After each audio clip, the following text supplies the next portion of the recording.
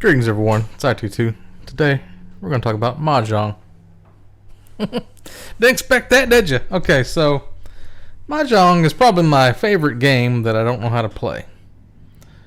Meaning that I kind of know how to play, but I don't know how the scoring works. Basically everything I know from Mahjong I learned from watching this anime called Akagi. And I was just sitting at work one night years ago, and I found it on YouTube, like recommended. I started watching it, and I was like, damn, this is pretty good. The animation looked really shit. As you can see, at the top left and the bottom right, that's what the characters kind of look like. But I've been watching the live-action version, and so I pretty much watched it twice. And the whole time I'm watching them play Mahjong, and I don't know how to play Mahjong. But I've learned from watching the anime slowly over time. It's kind of like a mixture between Go Fish and Rummy. Like, there was this game like a long time ago I played called Rummy Cub or Rummy Cube. It's like playing cards with tiles like dominoes. So I'm pretty sure Mahjong is like one of those games that's like super popular in Asia, the way that soccer or football is popular in Europe and other countries. Because when I had that MAME multiple arcade machine emulator, you could play all the arcade cabinet games, there was like hundreds and hundreds of different versions of Mahjong on there. So you guys probably know Mahjong from playing on Windows, right? This kind of bullshit. This is not Mahjong at all. This is like just matching tiles. They used the tile set from Mahjong and they made it like a matching game where you try to like remove them. That has nothing to do with Mahjong. So it's kind of like... Also, it's kind of like bridge or cribbage, one of those games where you have like two people sitting across from each other and then two people sitting across. You got a northeast, southwest. It's kind of like how you would play cards. So the two people that are like on the corner are working together. Two people on the other corner are working together. And in the anime, he's playing against this guy for money. And I'll tell you more about that later. But like you can use your assistant to kind of like win the game, but his points don't really count. So they have the scoring is really weird. So like let's look at a set first. This is a Mahjong set. You got these pins. They call them circles or pins. You got 4 sets of those. You got 4 sets of these things they call bamboos. I don't know what you ever thought they were when you were playing regular Windows Mahjong. Then you got the 4 sets of characters. And then you've got these northeast, southwest winds. And then you got these like seasonal ones that aren't really used, I don't think. You get these blank ones. I think those are used. And this weird one here, I'm not sure what it's called. And you got the chew symbol. I think they call it a red dragon. And then they got, this is the one of bamboo. It's like a peacock sitting on a bamboo. So what you do is you can use like 3 of a kind or 4 of a kind or straights, like you were playing poker or something, like if you're playing rummy. And you got to get your whole tiles. I think there's like 11, 15, something like. It's kind of like, looks like a Scrabble. Sits in front of you. Let me get a screenshot of one. Like this. So you got to make all your tiles like they don't have to be like all paired up or in a straight. And then there's different names for the different ones that you do. Like I think you can have one that's not paired and you have it in the front, and that's like a green dragon, mangan, sumo or something. So like I'm going like I don't know Japanese that well, but I know mangan means like the guy opposite you when you discard them. You draw one and then you discard it and you make this wall, which is what this here in the front is, this thing.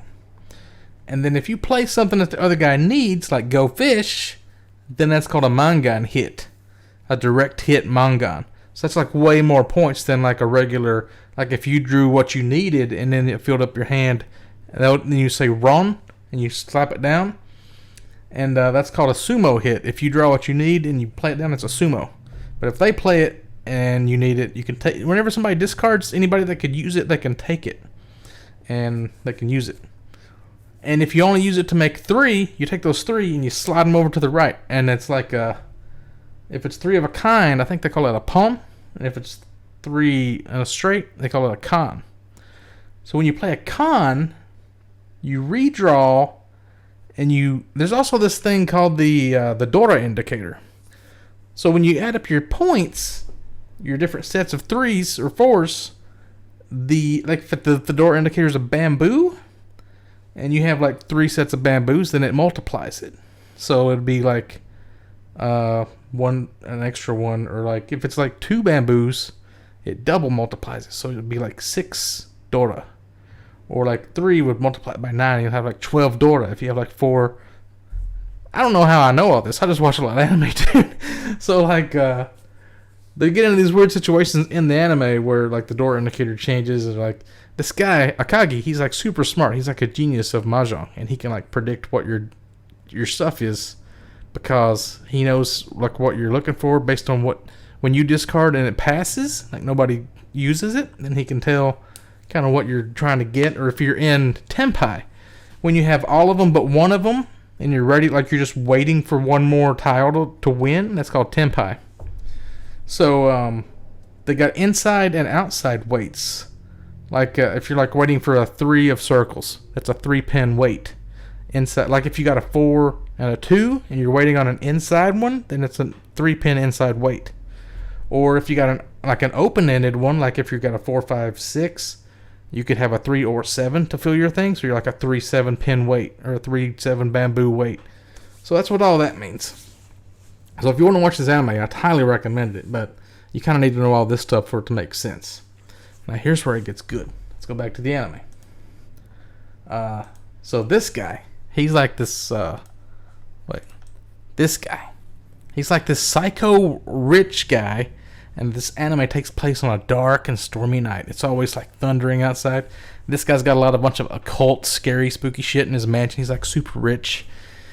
And what he does is he gambles, and he makes people bet their own blood. And when he beats them, they don't have enough blood to live anymore, and he kills them that way. He kills them by gambling and then using their greed against them. So he's got all these people that, like, here's how it works. Like, he's got like a 500 million yen. So he has all these assistants too in his mansion, like servants. They bring out this big table full of cash monies, and he's betting like millions of yen against their blood. And if they get them over like 2,000 cc's of blood, it's pretty much going to kill you. So what you do is you lose like 800 cc's, and then you win. You take your blood back. They transfuse it back into you. So you're just going back and forth on your own blood, while he's like sitting here with the money until he wins, and then you lose.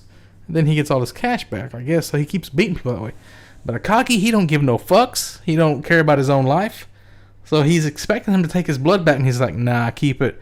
And he just keeps like taking his money instead. He like slowly whittles down his fortune. He's got like 300 million left or something, and he's like panicking. And Akagi like takes all of his blood, and he just dumps it in the bowl and like throws a cigarette in it. He's like, here, I'm not even give a fuck about this blood. I'm not even going to take it back. I'm going to kill you tonight. And he's like keeps betting against him and like beating him. And it gets pretty dope. That's just season 1. There's like 3 seasons. So, what else was I going to say? Oh, so this guy's name is Washi-zu Iwao.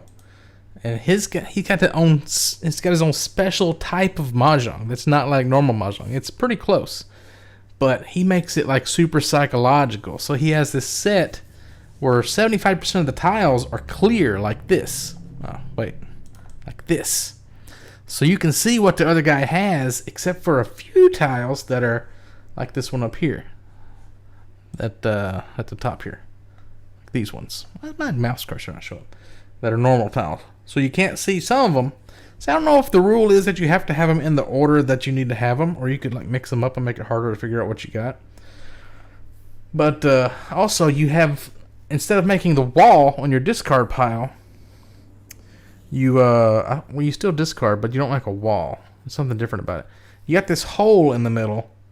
Yeah, the wall is where you draw from normally. He's got a hole in the middle with this rubber flap over it, and you got to like put your hand in wearing a leather glove, because if you didn't have a leather glove, maybe you could feel what you needed, pull out the right tile that way. So yeah, and you can like see what the other guy's got, and you got, it's way more psychological, so you can see like, this guy's needing this, and my partner draws it, and he can play it, but then the whole point system is where it gets real fucked up and confusing. Like the amount of blood that he draws from you, it depends on the difference between his ranking and your ranking, and you only pay out the blood on a sumo or a manga, like a direct hit. So if you get your partner to play something, and he wins, then it kind of cancels it out and makes the game keep going until you build up enough score. And then, like, you can also play these things called Reachies. Where are those at? These little flat things here, they're like gambling. They're extra bets. Like, if you think I'm going to win in the next turn, you play a Reachie, like a certain amount, and if you hit it, then you get paid extra. So there's a lot to this game. It's like really complicated, though. I really want to learn it. So maybe any of you guys out there have like Tabletop Simulator. We can play Mahjong on it. I'd really like to have one of these Washi-zu sets too, because it's cool looking and they're clear. But yeah, I don't know how to play. I mean, I'm a really big fan of Mahjong, but I don't know how to play it. So, yeah, T2. Sometimes he likes other cultures, unlike the Haka. I appreciate things. Remember I made that video about T2 friend of gypsies? Yeah, sometimes T2 likes cultures, and he promotes them. Says good things about cultures. I've been getting a lot of death threats lately, guys. I gotta win some love back with the community. Do you guys think like these Haka people are gonna eventually like watch enough of my videos? Because they keep going to all my videos and like commenting on different ones. You think eventually they're gonna start liking my videos and become fans? That'd be weird. Anyway, definitely check out Akagi. If you want to watch it, it's on this site, akagidrama.blogspot.com. Somebody uploaded all of them on there. That's where I've been watching the live action. Pretty sure the anime version you can still watch on YouTube. It's AKIAGI. If you want to just search for that and check it out. It's kind of similar to that. I've been watching a lot of these live action. I just watched Kwanzaa Show, and then I think Full Metal Alchemist is on there somewhere. It's maybe on Netflix. There's a bunch of like live actions on there. So I've been checking those out. Anyway, I'll see you guys next time.